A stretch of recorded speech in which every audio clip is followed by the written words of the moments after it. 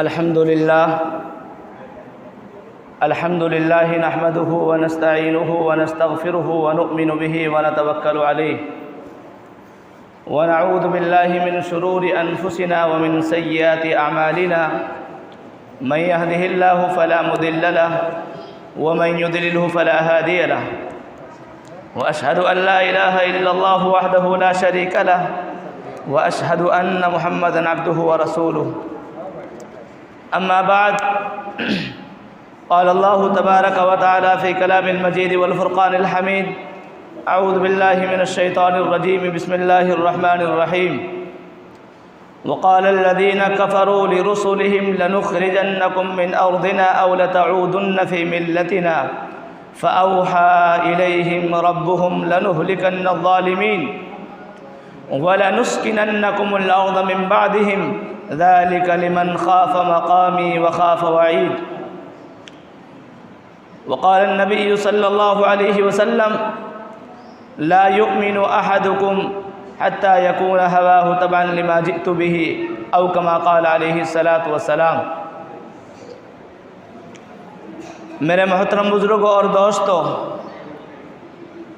اللہ کا شکر اور اللہ کا احسان ہے کہ اللہ تبارک و تعالیٰ نے ہم سب کے لیے وہ ماہ مبارک مہینہ عطا فرمایا جو مہینہ 12 مہینوں میں سب سے افضل مہینہ ہے، سب سے بہترین مہینہ ہے، جس مہینہ میں اللہ کی رحمت عام ہو جاتی ہے، جس مہینہ میں اللہ کی مغفرت عام ہو جاتی ہے، جس مہینہ میں اللہ تبارک و تعالیٰ اپنے بندوں کے ساتھ خاص محبت کا اظہار فرماتے ہیں۔ وہ مہینہ مکمل ہو گیا، اس مہینہ کے بعد اللہ تبارک و تعالیٰ نے ہم سب کے لیے ایک خوشی کا دن، جشن کا دن، مسرت کا دن، پیار اور محبت کے ساتھ خوشی منانے کا دن، عید الفطر کے نام سے جو دن ہے وہ اللہ تبارک و تعالیٰ نے ہمیں میسر فرمایا۔ میرے بھائیوں، دوستوں، بزرگوں، کتنے لوگ بیچارے ایسے ہوں گے جو پچھلی سال اسی عید الفطر کے دن اپنے گھر سے اچھے کپڑے پہن کر خوشی کے ساتھ عید کی نماز پڑھنے کے لیے آئے ہوں گے، اور کتنے لوگوں نے اس دن پچھلے سال خوشی کے ساتھ اپنے ماں اور بہنوں کے ساتھ، اپنی پریوار کے ساتھ، اپنے یار دوستوں کے ساتھ خوشی کے ساتھ عید منائی ہوگی۔ لیکن آج میرے بھائیوں، ان میں سے بہت سارے ایسے ہیں کہ جو بیچارے اس دنیا سے رخصت ہو گئے، ان کا کوئی نام و نشان نہیں رہا ہے۔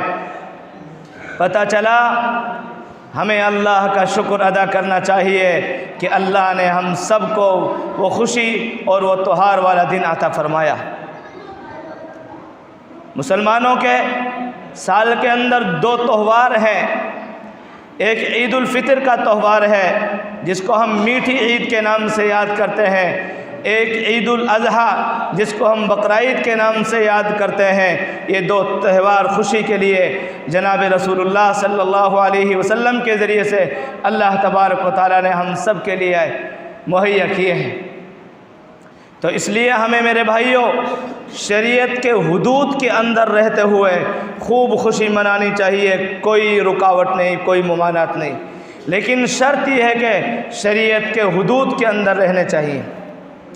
بہت سارے ہمارے نوجوان ایسے ہیں کہ جو چاند رات، جو رات گزری ہے اس میں اور آج کے دن خوشی سے باہر ہو کر اللہ کی نافرمانی میں شامل ہو کر یہ خوشی مناتے ہیں، حالانکہ نہیں، یہ دن اللہ کی نافرمانی کا نہیں ہے، یہ دن تو اللہ کی عبادت، اللہ کی اطاعت اور فرمانبرداری کا ہے، جس اللہ نے ہم سب کو وہ خوشی کا دن میسر فرمایا ہے۔ ورنہ میرے بھائیوں کہیں ایسا ہو جاتا کہ ہم بھی اس دن سے پہلے رخصت ہو جاتے ہیں، ہمیں یہ دن نصیب نہ ہوتا، لیکن اللہ کا شکر ہے یہ دن نصیب ہوا۔ دوسری بات میرے بھائیوں یہ ہے کہ اللہ نے رمضان المبارک کا جو پورے مہینے ہیں اس کے روزوں کو فرض کیا ہے، اور اللہ تبارک و تعالیٰ نے قرآن کریم میں جگہ جگہ فرمایا ہے کہ اس مہینہ کے روزے فرض ہیں، رکھنے پڑیں گے، لیکن بہت سارے ہمارے مسلمان بھائی، نوجوان بھائی، بزرگان دین اور ہماری ماں بہنیں اور عورتیں ایسی تھی کہ جنہوں نے روزہ نہیں رکھے۔ کسی نے 5 روزے رکھے ہیں، کسی نے 2 روزہ رکھے ہیں، کسی نے 10، کسی نے آدھے، اور بہت سارے خوش نصیب انسان وہ ہیں کہ جنہوں نے پورے مہینہ کے روزے رکھے ہیں۔ آئے ہائے میرے بھائیوں، جو اللہ ہمیں پوری سال کھلاتا ہے، جو اللہ ہم سب کے لیے ساری چیز آسان کرتا ہے، جان بھی اللہ کی ہے، مال بھی اللہ کا ہے، سب کچھ دیا ہوا اس مالک حقیقی کا ہے، کیا ہم اس اللہ کے لیے ایک مہینہ بھوکا نہیں رہ سکتے؟ وہ بھی تو صحابہ تھے جو پورے دن روزہ رکھا کرتے تھے، دن میں بھی روزہ تھا ان کے لیے اور رات کے اندر بھی روزہ تھا۔ وہ بھی تو صحابی تھے۔ جناب رسول اللہ صلی اللہ علیہ وسلم، ایک مرتبہ کا واقعہ ہے، ہمیں غور کرنا چاہیے کہ ہم نے پورا مہینہ کو یوں ہی ضائع کر دیا، یوں ہی بیکار کر دیا ہے۔ کیا فائدہ ایسی جوانی کا، کیا فائدہ ایسی کمائی کا، کیا فائدہ ایسی طاقت کا؟ بھاڑ میں جائے ایسی کمائی، بھاڑ میں جائے ایسی طاقت جس طاقت کے ذریعے سے اللہ کی اطاعت، اللہ کی عبادت نہ کی جائے، جس کے ذریعے سے اللہ کو راضی نہ کیا جائے۔ جناب رسول اللہ صلی اللہ علیہ وسلم کی زندگی کی طرف غور کرو۔ حضرت عمر رضی اللہ تعالیٰ عنہ ایک مرتبہ گھر سے نکلتے ہیں، غالباً دوپہر کا وقت ہے، نکلتے ہیں اور بیچ میں کہیں حضرت ابو بکر صدیق رضی اللہ تعالیٰ عنہ مل جاتے ہیں۔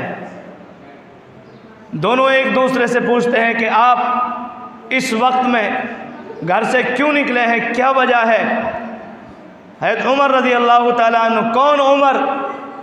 جن کے بارے میں اللہ کے رسول نے فرمایا اگر میرے بعد کوئی نبی ہوتا تو وہ عمر ہوتے، وہ عمر جس کے ذریعے سے اللہ تبارک و تعالیٰ نے اسلام کو قوت بخشی، اسلام کو طاقت بخشی، وہ عمر جو اسلام لانے کے بعد جنہوں نے اعلان کیا ہے کہ اگر کسی کے اندر جان اور طاقت ہے آؤ مجھ سے مقابلہ کرو۔ کون ہے جو نماز سے روکنے والا ہے؟ کون ہے جو اسلام سے روکنے والا ہے؟ آ جاؤ، جس کی ماں نے دودھ پلایا ہے آ جاؤ، روکنے والا کوئی ہے؟ لیکن کسی کی کوئی مجال نہیں جو عمر کے سامنے آواز اٹھانے والا ہو۔ وہ عمر تھے۔ فرمایا ابو بکر صدیق رضی اللہ تعالیٰ عنہ سے، میں اس لیے آیا ہوں کہ مجھے بھوک نے ستایا ہے، میرے پاس کھانے پینے کے لیے کچھ نہیں، اس بھوک کی وجہ سے میں آیا ہوں۔ حضرت ابو بکر صدیق رضی اللہ تعالیٰ عنہ نے فرمایا کہ مجھے بھی اسی چیز نے گھر سے نکالا ہے، میں بھی بھوکا ہوں، گھر پر کھانے کے لیے کچھ نہیں۔ وہ ابو بکر جو اللہ کے رسول کے بعد پوری زمین کے خلیفہ بنے، پوری دنیا کے خلیفہ بنے، پوری دنیا کے بادشاہ بنے۔ میرے بھائیوں، وہ صحابہ ہیں جن کے لیے جنت واجب ہو چکی ہے، دنیا میں اللہ نے جن کے لیے اعلان کر دیا ہے کہ یہ جنتی انسان ہے۔ وہ عمر، وہ ابو بکر جن کی قبریں جناب رسول اللہ کے ارد گرد بنی ہوئی ہیں۔ لیکن میرے بھائیوں، غور کرنے کی بات ہے، ہائے افسوس ہماری جوانی پر، افسوس ہماری طاقت، ہمارے مال پر۔ جناب رسول اللہ صلی اللہ علیہ وسلم بھی تشریف لے آتے ہیں، دونوں صحابہ کو دیکھ کر اللہ کے رسول فرماتے ہیں کس چیز نے تمہیں نکالا ہے، اس وقت میں گھر سے کیوں نکلے ہو؟ دونوں نے جواب دیا کہ ہم بھوک کی وجہ سے نکلے ہیں، بھوک کی پریشانی کی وجہ سے نکلے ہیں، بھوک نے نہیں ٹکنے دیا ہے، پیٹ میں کچھ نہیں، پورا پیٹ خالی ہے، کھانے کے لیے کچھ نہیں، بھوک برداشت نہیں ہو رہی ہے۔ وہ عمر جو پوری دنیا کے خلیفہ رہے ایک وقت میں، وہ ابو بکر جو اپنے وقت میں پوری دنیا کے بادشاہ رہے، وہ اللہ کے رسول جب آتے ہیں تو فرمانے لگتے ہیں ہائے میرے صحاباؤ، ہائے عمر، ابو بکر، اللہ کی قسم مجھے بھی اس بھوک نے اپنے گھر سے نکالا ہے۔ اپنا کپڑا ہٹایا اور اپنا پیٹ دکھلایا کہ پیٹ پر پتھر باندھ رکھا ہے۔ آئے ہائے، غور کرنے کا مقام ہے۔ کون تھے یہ وہ تھے جو پوری دنیا کے خلیفہ تھے۔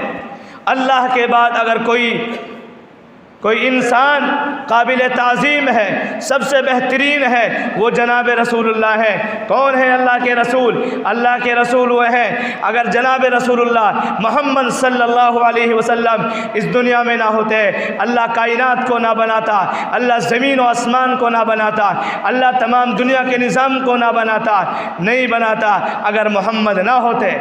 اس محمد جناب رسول اللہ کی وجہ سے اللہ نے سارے کائنات کے نظام کو چلایا اور بسایا ہے۔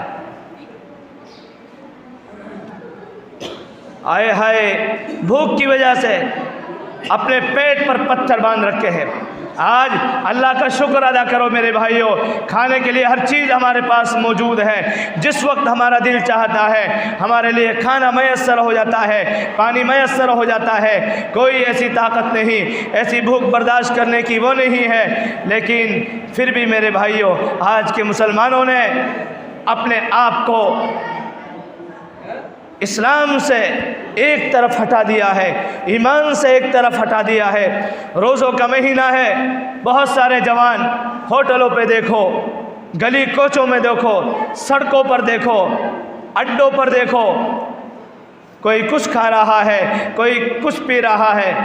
آئے میرے بھائیوں، افسوس کا مقام ہے۔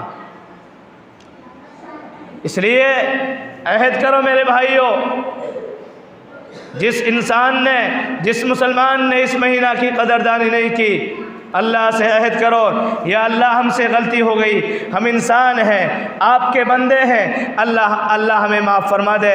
آئندہ اگر یہ مہینہ نصیب ہوا، اللہ اس مہینہ کی قدردانی کریں گے، اس مہینہ کے روزوں کو رکھیں گے۔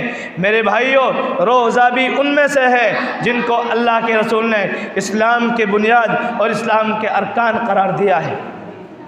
بنی الاسلام علی خمس، شہادت اللہ الہ الا اللہ وان محمد رسول اللہ واقام الصلاۃ وایتاء الزکاۃ والحج وصوم رمضان۔ اسلام کے بنیاد 5 ارکان پر ہے۔ نمبر 1، اس بات کی گواہی دینا کہ جناب اللہ تبارک و تعالیٰ ایک ہے اور جناب رسول اللہ محمد صلی اللہ علیہ وسلم اللہ کے رسول، اللہ کے پیغمبر ہیں۔ نمبر 2، نماز قائم کرنا۔ نمبر 3، زکوٰۃ ادا کرنا۔ نمبر 4، اگر حج فرض ہو حج کرنا۔ نمبر 5، اگر رمضان المبارک کے آ جائیں تو رمضان المبارک کے روزوں کا اہتمام کرنا، ان کو رکھنا۔ اگر کوئی انسان 1 کی پابندی کرتا ہے، 2 کی پابندی کرتا ہے، 3 کی پابندی کرتا ہے، 4 کی پابندی کرتا ہے، کامل مسلمان نہیں۔ ابھی مسلمان کہنے کا وہ اصل حقدار نہیں ہے۔ اصل حقدار جب ہوگا جب کہ اسلام کے 5 ارکان کی پابندی کرتا ہوگا، اللہ کو بھی ایک مانتا ہوگا، جناب رسول اللہ کو بھی اللہ کا پیغمبر اور رسول مانتا ہوگا، اور نمازوں کی بھی پابندی کرتا ہوگا، زکوٰۃ بھی ادا کرتا ہوگا، حج بھی کرتا ہوگا، رمضان المبارک کے روزوں کا اہتمام بھی کرتا ہوگا۔ اس لیے ہمیں چاہیے کہ ہم ان تمام چیزوں کی پابندی کریں۔ آج کا دن میرے بھائیوں، یہ دن توبہ کا دن ہے، یہ دن خوشی کا دن ہے، یہ دن ایسا دن ہے اللہ تبارک و تعالیٰ میرے بھائیوں اعلان کر دیتے ہیں، میرے بندو آج مجھ سے مانگ لو جو مانگنا ہے، آخرت کے بارے میں مانگو گے میں دوں گا تمہارے لیے، دنیا کے بارے میں مانگو گے میں تمہاری مصلحت پر نظر کرتے ہوئے تمہارے لیے وہ بھی عطا کروں گا۔ یہ دن وہ دن ہے جس دن اللہ تبارک و تعالیٰ فرشتوں کی جماعت کو بھیج دیتے ہیں کہ جاؤ، فرشتوں کی جماعت دنیا میں آتی ہے، زمین پر آتی ہے، اور چوراہوں پر، گلی کوچوں پر کھڑے ہو جاتے ہیں اور یہ آواز لگاتے ہیں، اے اللہ کے بندو، اے مسلمانوں، چلو اللہ کی طرف، چلو عیدگاہ کی طرف، چلو مسجد کی طرف، آج عید الفطر کا دن ہے، چلو نماز ادا کرنے کے لیے، چلو اپنے اللہ سے توبہ کرنے کے لیے، چلو اپنے اللہ کو راضی کرنے کے لیے، چلو اپنے اللہ تبارک و تعالیٰ کو راضی کرنے کے لیے۔ فرشتے یہ اعلان لگاتے ہیں۔ اس کے بعد میرے بھائیوں، اللہ تبارک و تعالیٰ خود یہ فرماتے ہیں، اللہ کے رسول نے حدیث میں فرمایا، اللہ فرماتے ہیں میری عزت کی قسم، میرے جلال کی قسم، میرے عظمت کی قسم، میرے بلند مرتبے کی قسم کہ اگر آج جو انسان اس اجتماع میں، اس اجتماع میں، اس مسجد اور عیدگاہ میں جو بھی مجھ سے مانگے گا میں اس کے لیے ضرور عنایت کروں گا، مغفرت چاہے گا مغفرت دے دوں گا، اور آخرت میں امن و سکون چاہے گا، جنت کا طالب ہوگا، جہنم سے بچاؤ چاہے گا، میں اس کے لیے عنایت کر دوں گا۔ دنیا کے بارے میں مانگے گا میں اس کی مصلحت پر نظر کرتے ہوئے اس کے لیے وہ بھی عنایت کروں گا۔ اللہ اعلان کرتے ہیں کہ جب انسان اس اجتماع میں جمع ہو جاتے ہیں، آج جب تم میرے سامنے آئے ہو، مجھ سے توبہ کی ہے اور تم مجھ کو راضی کرنے کے لیے آئے ہو، اللہ اعلان کرتے ہیں کہ تم بھی راضی ہو جاؤ، میں بھی راضی ہو گیا، بخشے بخشائے اپنے گھروں کی طرف لوٹ جاؤ۔ لیکن یہ اعلان اللہ ان لوگوں کے لیے کرتے ہیں کہ جو انسان حقیقت میں اللہ تبارک و تعالیٰ سے توبہ کر لیتے ہیں، اللہ کو راضی کر لیتے ہیں۔ میرے جوانوں، میرے بزرگوں، میرے بھائی اور دوستوں، آج اللہ سے توبہ کر لو۔ آج اللہ تبارک و تعالیٰ سے جو توبہ کریں گے، جو مانگیں گے، اللہ وہ عنایت کر دیں گے۔ یہ خوشی کا دن ہے۔ آج تو باپ بھی، ماں بھی، رشتہ دار بھی ان سے جو مانگتے ہیں، عام آدمی سے جو مانگتے ہیں، آج تو وہ بھی عنایت کر دے گا۔ لیکن وہ بادشاہ، وہ اللہ جو کائنات کے نظام کو سنبھالنے والے ہیں، جو اللہ پورے کائنات کے نظام کو چلانے اور بسانے والے ہیں، وہ اللہ تبارک و تعالیٰ میرے بھائیوں وہ کیوں عنایت نہ کریں گے؟ میرے بھائیوں، دوستوں، بزرگوں، اس لیے ہمیں آج اس مجلس میں، اس مسجد میں بیٹھ کر یہ توبہ کرنی ہے، اے اللہ، اے اللہ، ہم نے آپ کی بہت نافرمانی کی ہے، اللہ آج ہماری توبہ قبول کر۔ اللہ ہم نمازوں کی پابندی کریں گے، نماز نہیں چھوڑیں گے، زکوٰۃ بھی دیں گے، حج بھی کریں گے، رمضان کے روزے بھی رکھیں گے۔ یا اللہ ہم آپ کی نافرمانی نہیں کریں گے، اللہ ہم گناہوں سے بچیں گے، اللہ ہر حال میں آپ کو یاد رکھیں گے۔ اس لیے آج کے دن توبہ ہمیں کرنی ہے میرے بھائیوں اور دوستوں، بزرگوں۔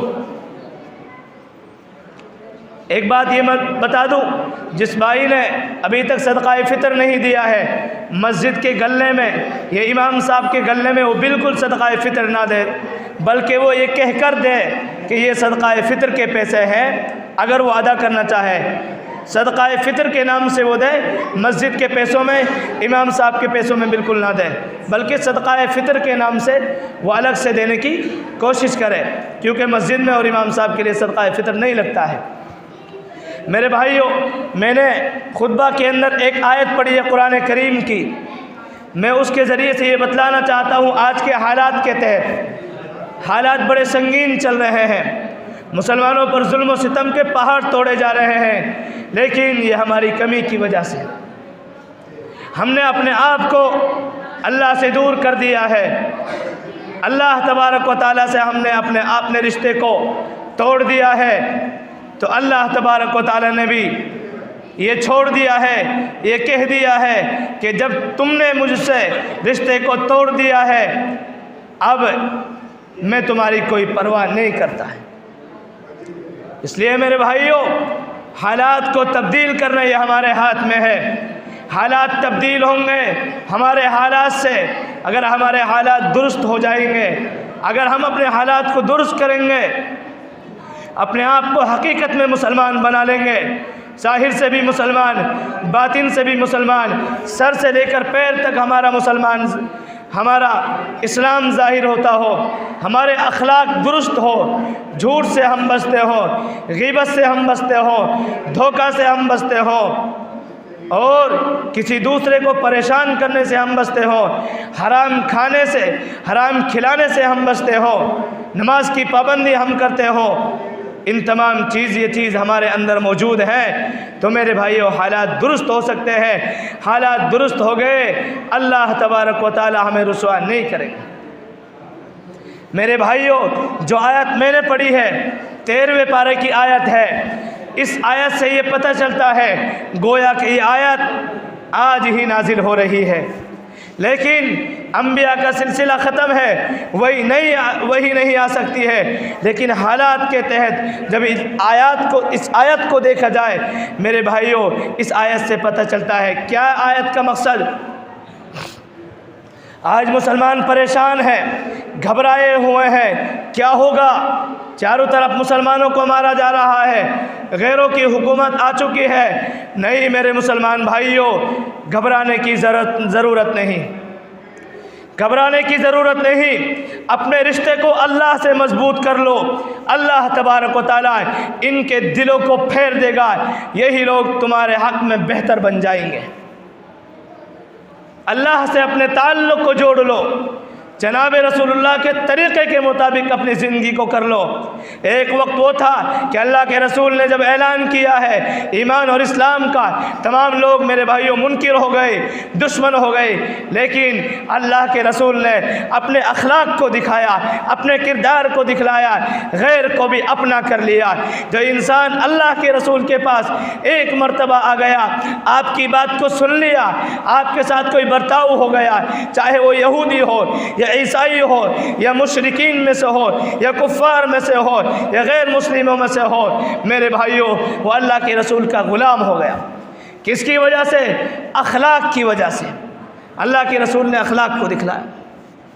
بہرحال میں یہ تسلی دینا چاہ رہا ہوں، گھبرانے کی ضرورت نہیں، اپنے رشتے کو اللہ سے مضبوط کرو۔ چاہے ہمارے پاس کچھ بھی نہیں ہے، کوئی دقت نہیں ہے، وہ اللہ جس کے ہاتھ میں تمام انسان کے دل ہے، وہی اللہ بادشاہ بناتا ہے، وہی اللہ ذلیل کرتا ہے، وہی اللہ رسوا کرتا ہے، وہی اللہ عزت دیتا ہے۔ قل اللہم مالک الملک تؤتی الملک من تشاء وتنزع الملک ممن تشاء وتعز من تشاء وتذل من تشاء۔ بادشاہت یہ اللہ کے ہاتھ میں ہے، عزت اور ذلت یہ اللہ کے ہاتھ میں ہے، گھبرانے کی ضرورت نہیں۔ اللہ کے رسول نے اللہ تعالیٰ نے فرمایا اللہ کے رسول سے ایسے حالات میں جس وقت کفار اور مشرکین نے، غیروں نے یہ کہا تھا کہ اے رسولو ہم تم کو اپنی زمین سے نکال دیں گے، ہم تم کو اپنی زمین سے بھگا دیں گے، یا تمہیں ہمارے دھرم میں واپس آنا پڑے گا، کفر اور شرک اختیار کرنا پڑے گا۔ کنہوں نے کہا تھا؟ غیروں نے کہا تھا۔ کن سے؟ رسولوں سے، کہ ہم تم کو زمین سے بھگا دیں گے، اپنے شہر سے نکال دیں گے، یا تو تمہیں نکال دیں گے یا تمہیں ہمارے دھرم میں آنا پڑے گا واپس۔ اللہ تبارک و تعالیٰ نے کیا اعلان کیا؟ کہا کفار نے جب یہ کہا وقال الذین کفروا لرسلہم، جب کہا کافروں نے اپنے رسولوں سے لنخرجنکم من ارضنا، ہم تم کو ضرور بھی ضرور اپنی زمین سے، اپنے شہر سے نکال دیں گے، او لتعودن فی ملتنا، یا تمہیں ہمارا دھرم اختیار کرنا پڑے گا، تمہیں بھی کفر اور شرک اختیار کرنا پڑے گا۔ اللہ نے کیا اعلان کیا ہے؟ آئے ہائے، قربان جاؤ اس رب العالمین پر کیا تسلی دی ہے۔ فَأَوْحَى إِلَيْهِمْ رَبُّهُمْ، تو ان کے رب نے وہی نازل فرمائی، اعلان کیا، حکم نازل فرمایا۔ فَأَوْحَى إِلَيْهِمْ رَبُّهُمْ لَنُهْلِكَنَّ الظَّالِمِينَ، ہم ان ظالموں کو ضرور بھی ضرور ہلاک و برباد کر دیں گے۔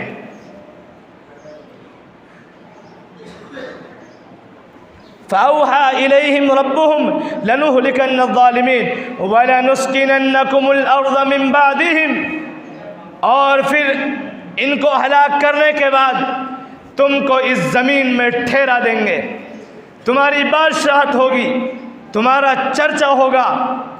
لیکن یہ کس انسان کے لیے ہے؟ یہ ان انسانوں کے لیے ہے۔ فرمایا ذالک لمن خاف مقامی وخاف وعید، یہ ہر اس انسان کے لیے ہے جو میرے سامنے کھڑے ہونے سے ڈرتا ہوگا، میری وعید سے ڈرتا ہوگا، مجھ سے ڈرتا ہوگا، جہنم سے ڈرتا ہوگا، قبر کے عذاب سے ڈرتا ہوگا، جو ہر حال میں میری اطاعت اور فرما برداری کرا ہوگا۔ شرط یہ ہے۔ اس لیے میرے بھائیوں گھبرانے کی ضرورت نہیں ہے، بلکہ اپنے آپ کو، اپنے اخلاق کو دکھاؤ، غیر بھی میرے بھائیوں تمہارے ہو جائیں گے۔ لیکن شرط یہ ہے کہ اپنے آپ کو کامل مسلمان بنانا پڑے گا۔ جھوٹ سے، غیبت سے، نفرت سے، برائیوں سے، حرام کھانے سے، حرام کھلانے سے، شراب پینے سے، جھوٹ بولنے سے، دھوکہ دینے سے میرے بھائیوں ہمیں عہد کرنا پڑے گا۔ تو اس لیے میرے بھائیوں ہمیں چاہیے کہ ہم اپنے رب کو راضی کریں گے، اللہ حالات کو بدل دیں گے۔ حالات یہ اللہ کے قبضے میں ہے، بادشاہ سب کچھ اللہ کے قبضے میں ہے، گھبرانے کی ضرورت نہیں۔ اپنے تعلق کو مساجد سے جوڑو، منارس سے جوڑو، مراکز سے جوڑو، مکاتب سے جوڑو، اپنے تعلق کو اپنے علماء سے جوڑو۔ اگر ہم اپنے علماء سے دور ہو گئے، اپنے علماء سے کٹ گئے، حقیقت بات یہ ہے، سچ بات یہ ہے میرے بھائیوں حالات بگڑ جائیں گے، ہمارا اسلام اور ایمان کا بھی خطرہ ہو جائے گا۔ شریعت کون بتائے گا؟ یہ علماء بتائیں گے۔ تسلی کون دے گا؟ یہ علماء دیں گے۔ اس لیے اپنے علماء سے نفرت اور دشمنی سے ہٹ کر محبت اور پیار کرو۔ ان کی غلطیوں کی طرف مت دیکھنا، ان کی برائیوں کی طرف مت دیکھنا۔ غلط کریں گے، برا کریں گے، حرام کھائیں گے، اگر یہ غلط کرتے ہیں اللہ تبارک و تعالیٰ کو معلوم ہے یہ بھگتان بھگتیں گے، لیکن ہمارے اوپر لازم اور ضروری ہے کہ ہم ان کی پھر بھی عزت اور تکریم کریں، اپنے اماموں کی تکریم اور عزت کریں۔ اگر آج اپنے اماموں کی عزت نہیں کی، ذرا سی بات پر امام سے طعنہ اور تشریح کی، اللہ کی قسم میں ایک بات کہتا ہوں، اگر ان اماموں کے، ان مؤذنین کے ماں باپ کو یہ پتہ چل جائے کہ مسجدوں میں ان کو طعنہ اور تشریح ملتی ہے، ان کو لوگ برا بھلا کہتے ہیں، ذرا سی بات پر ان کو پریشان کرتے ہیں، اللہ کی قسم کسی کا ماں باپ ایسا نہیں جو اپنے اولاد سے محبت نہ کرتے ہوں، اپنی اولاد کو وہ کہیں نہیں بھیجیں گے، اپنے گھر پر رکھیں گے۔ اس لیے لیکن یہ علماء اپنی شکایت اپنے ماں باپ سے نہیں کرتے ہیں، اپنے بھائی بہنوں سے نہیں کرتے ہیں، یہ درگزر کرتے ہیں، کوئی بات نہیں ہے، یہ ہمارا باپ درجے کا ہے، یہ ہمارا بھائی درجے کا ہے، کوئی بات نہیں، کوئی بات کہہ دی۔ لیکن ہمارے اوپر لازم اور ضروری ہے، کوئی غلطی امام صاحب کرتا ہے، بستی کے ذمہ دار 2 آدمی آؤ، باپ بن کر آؤ، چچا تاؤ بن کر آؤ، بیٹھو امام صاحب کے پیار کے ساتھ، محبت کے ساتھ، جس طرح اپنے بیٹا اور بیٹی کو سمجھاتے ہو سمجھاؤ، امام صاحب یہ غلطی ہو گئی، اس طرح کی بات اچھی نہیں ہے۔ امام صاحب سر جھکائے گا، تسلیم کرے گا، انشاءاللہ آج کے بعد یہ غلطی نہیں ہوگی۔ لیکن اگر تم امام صاحب کو الٹا جواب دو گے، پریشان اپنے لیے نہیں ہر ایک کے لیے میں کہہ رہا ہوں، تو وہ بیچارہ پریشان ہوگا، تمہاری مسجد کو چھوڑ کر وہ بیچارہ کہیں نوکری، کہیں रेहड़ी लगाएगा, किसी कंपनी में जाकर काम करेगा, लिबास को तब्दील कर देगा, कुरान से दूर हो जाएगा, नमाज से भी दूर हो जाएगा। बहुत सारे उलमा ऐसे हैं, उनको नहीं जाना चाहिए, लेकिन हमारी वजह से वो गुस्से में आकर इस लाइन को छोड़कर दूसरी लाइन इख्तियार कर लेते हैं। इसलिए मेरे भाइयों, अपने उलमाओं से मोहब्बत और प्यार करो। अगर समझो हमारा किसी का बेटा कोई इमामत करे, कोई हाफिज, कोई मदरसे में पढ़ाए, क्या हम बर्दाश्त करते हैं कि हमारे बेटे को कोई बुरा भला कहे? इसलिए अपने अकाबिर, अपने उलमाओं से इज़्ज़त करो। ये हमारे सरों के ताज हैं, इनके पीछे हम नमाज पढ़ते हैं, इनसे नफ़रत और दुश्मनी करेंगे, क्या फ़ायदा होगा मेरे भाइयों? हमारी नमाज फिर कैसी होगी?